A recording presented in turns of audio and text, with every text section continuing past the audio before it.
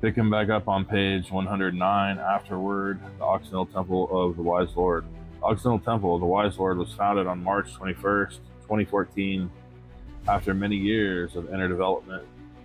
It is an entirely independent Western form of the good religion, with Zarathustra as its prophet. It is open to all and is truly the universal religion of all mankind, as it focuses on one thing that all humans have in common: consciousness. The purpose of the temple is to establish an institutional base for the invigoration of the battle of the Wise Lord against the forces of ignorance, weakness, and poverty within the human mind and in the world at large, with the clear message of the practice of good thoughts, good words, good actions. The Occidental Temple of the Wise Lord can and will open a new front in the struggle of the human spirit and of the Wise Lord against negative and destructive influences in the world. The message of Zarathustra, delivered almost 4,000 years ago, is a call to human action. It is rooted in the same cultural soil as are the ancestral cultures of Europe, but is the first glossal and universal formulation of this great tradition.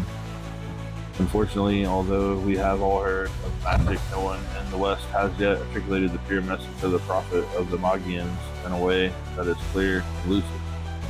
Our vision is an expansive and vigorous one. The good religion is virile and dynamic, focused on inner development of individual and immediate action in the world in harmony with the levels of development the individual has attained. The basic goals of the Occidental Temple of the Wise Lord are the development of a system of individual spiritual growth, to articulate the good religion to a worldwide community, to build temples worldwide dedicated to the good religion, to serve the interests of the Wise Lord in practical ways, in the fight against destructiveness, disorder, ignorance, weakness, and disease. Our goals are nothing short of world transformation and the ushering in of the beginning stages of making wonderful, the renovation of the world according to the mystery and logic of the Zoroastrian vision. On the one hand, we have the oldest history of any organized religion, as we are rooted in the Indo-European tradition and specifically in the Zoroastrian philosophy and theology. But on the other hand, we are virtually without a history, a blank slate, awaiting our story to be written. We are the newest and oldest religion in the world. It is as if there had been a secret barrier preventing what seems to be the most obvious development from taking place. The development should have been the pure circulation of Zoroastrian message in a westernized form. Somehow at this time, this barrier has now been breached, the gate has been opened, and a new beginning has been made possible. The blank slate is now ready to receive the inscriptions of history. May we be worthy of the joyous task at hand. The structure of the entire organization is one governed by a high priest assisted by 6-member council. The main function of this group is the development and dissemination of information and the training and ordination of priests and priestesses.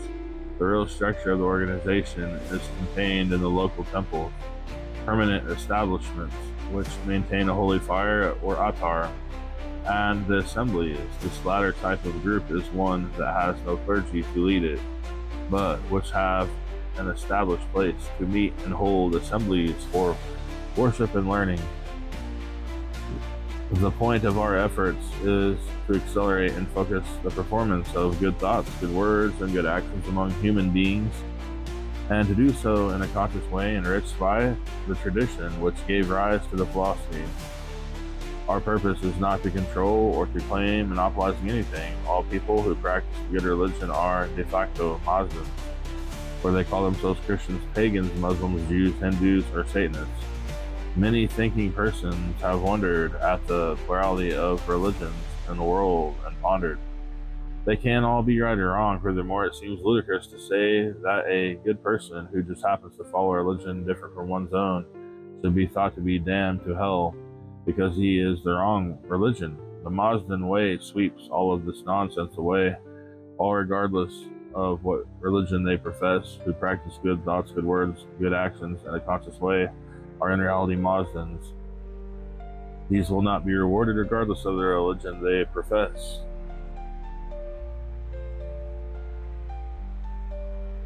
I have known professing Satanists who were in fact saints, and Christians ministers who were devas incarnate. The latter case is all too common because actual evil will always seek to hide itself in conventional symbols of good. The first phase of development of the OTWL involves the development of our teachings in a way that is intelligible to the Western world, and to establish a network of individuals dedicated to the success of the temple. Members of this network can include members and leaders of Orthodox Zoroastrian religion, from whom we also wish to learn. The second phase of development is one of expression and establishment on local levels everywhere in the Western world. The final phase involves development and establishment of a true priesthood from which all good things will flow. It should be recognized that the specific doctrines and rituals of the OTWL will remain flexible. We should guard against too quickly establishing hard and fast dogmas. Our general principles are clear, age old and eternal. The methods of practicing these principles must remain open to the spirit of evolutionary creativity. Other religions have focused on minute dogmatic criteria which have little to do with the spirit of the quest, and have made themselves appear foolish in the eyes of thinking people everywhere. In order to establish the Occidental Temple of the Wise Lord, we need to first set up a general international base of enthusiastic and knowledgeable members. This level of establishment is only a provisional one. Immediate action must be taken to establish local temples and assemblies. Those who have studied, experienced, and understood the principles of Mazda and creative evolution will recognize in this plan of development ideas as abstract prototypes, managed, being actualized and materialized forms Gedish. Mazdans deal in reality, spiritual or material, not conventionality. The latter is the product of ill-informed imaginings of the unthinking masses. It is no small part of the Mazdan mission in the world today to try to refocus this philosophy within other religions. Our highest purpose is, however, to practice the philosophy and appear in culturally intelligible form for the average Westerner, as practically no religion in the world is historically in touch with Indo-European and or Zoroastrian ideas, beliefs, or practices.